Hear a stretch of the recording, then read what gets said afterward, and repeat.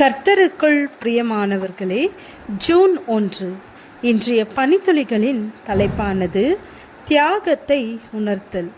வசனம் பிலிப்பியர் 2வது அதிகாரம் 7வது வசனம். தம்மை தாமே வெறுமையாக்கி அடிமையின் ரூபம் எடுத்து மனுஷர் சாயலானார். அண்ட சராசரங்களையும் படைத்தவர் சர்வ வல்லமையுள்ள தெய்வம். சகலத்தையும் 6 நாட்களில் படைத்தவர்.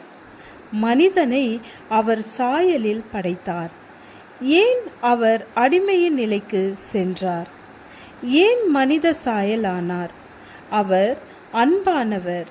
நம் மீது வைத்துள்ள அன்பை வெளிப்படுத்த அடிமையின் ரூபம் எடுத்து ஒரு மனிதன் எவ்வாறு இப்பூமியில் வாழ வேண்டும் என்பதற்காகவும் தானாய் முன்வந்து தம் வாழ்க்கையை இப்பூமியில் அர்ப்பணித்தார்.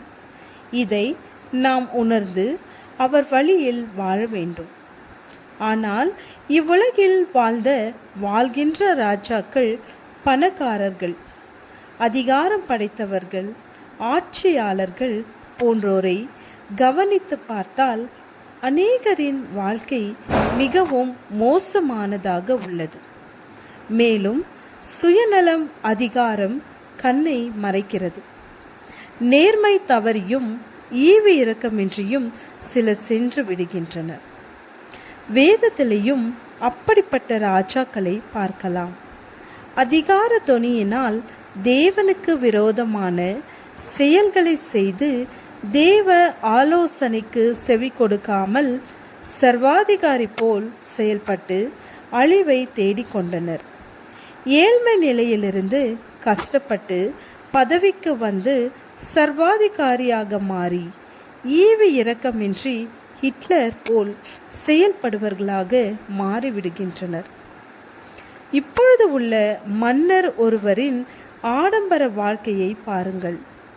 சொத்து மதிப்பு 2.2 லட்சம் கோடி, 7,000 கார்கள், சில பொன்னால் கூட செய்யப்பட்டுள்ள நிறைய விமானங்கள், மிகப்பெரிய அரண்மனைகள் என்று சொல்லிக்கொண்டே போகலாம்.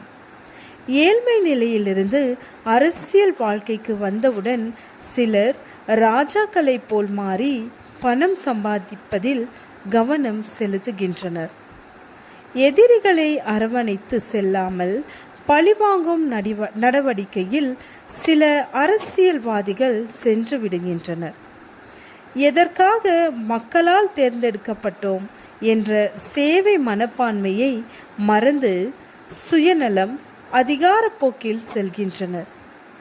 அவர்களின் முடிவு எப்படிப்பட்டதாய் இருக்கிறது? வேதத்தில் நினிவே பட்டணம் பாவத்தால் நிறைந்திருக்கிறது, அது அழிக்கப்பட போகிறது என்று தேவன் எச்சரிப்பை கொடுத்தார். இதை அறிந்த ராஜாவும் நகர மக்கள் யாவரும் தங்களை தாழ்த்தி உபவாசம் இருந்து தேவனிடம் மன்றாடினான். அழிவு நிறுத்தப்பட்டது. இதை போலவே எல்லோரும் செயல்பட வேண்டும். அந்த உணர்வு நமக்கு வேண்டும். ஜெபம்.